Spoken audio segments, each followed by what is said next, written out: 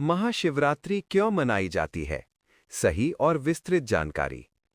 महाशिवरात्रि भगवान शिव को समर्पित सबसे महत्वपूर्ण पर्व है। ये फाल्गुन मास की कृष्ण पक्ष की चतुर्दशी यानी अमावस्या से एक दिन पहले की रात को मनाया जाता है। इसे महान शिव की रात्रि कहा जाता है। नीचे इसकी प्रमुख मान्यताएं और उनका सही अर्थ विस्तार से समझिए। 1. शिव पार्वती विवाह की मान्यता। लोक मान्यता के अनुसार इसी दिन भगवान शिव और माता पार्वती का विवाह हुआ था। इसलिए ये दिन दाम्पत्य सुख और पारिवारिक समृद्धि का प्रतीक माना जाता है। अविवाहित लड़कियां उत्तम वर की कामना से व्रत रखती हैं।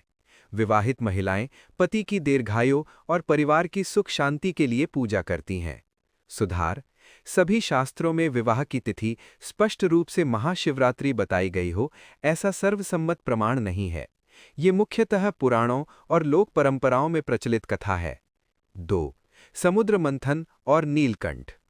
पुराणों के अनुसार जब देवताओं और असुरों ने समुद्र मंथन किया, तब हलाहल नामक विष निकला। तब भगवान शिव ने सृष्टि की रक्षा के लिए वो विष पी लिया। विष उनके कंठ में रुक गया, जिससे उनका गला नीला हो गया। इसलिए वे नीलकंठ कहलाए।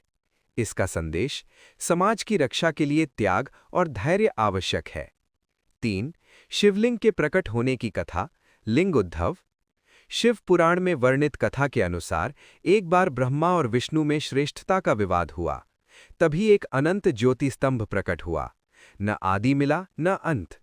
तब दोनों ने स्वीकार किया कि ये सर्वोच्च सत्ता शिव हैं। इसलिए महाशिवरात्रि की रात शिवलिंग की विशेष पूजा की जाती है। 4. चार प्रहर की पूजा का महत्व। महाशिवरात्रि की रात को 4 प्रहरों में पूजा की जाती है।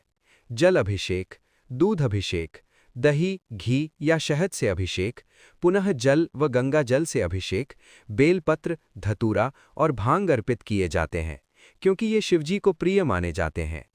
5. व्रत और जागरण क्यों? इस दिन उपवास करने से इंद्रियों पर नियंत्रण और आत्मशुद्धि होती है। रात्रि जागरण का अर्थ है अज्ञान यानी अंधकार से ज्ञान यानी प्रकाश की ओर बढ़ना।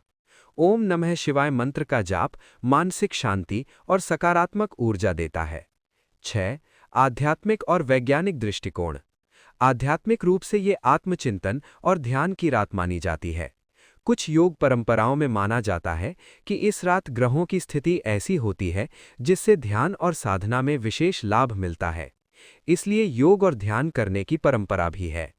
निष्कर्ष यानी सही समझ: महाशिवरात्रि केवल कथा या परंपरा नहीं, बल्कि ये त्याग, संयम